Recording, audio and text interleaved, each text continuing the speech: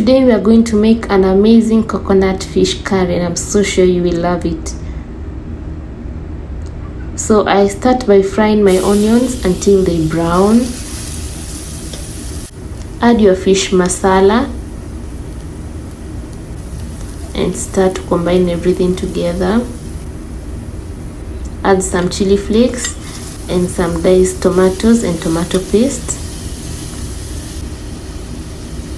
Add your coconut milk. Add some desiccated coconut. Add your dhania. Then add some water and cover. Add your fish.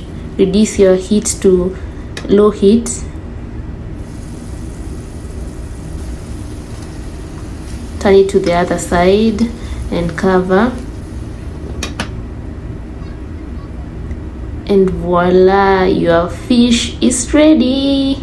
But there guys, I used previously deep fried fish.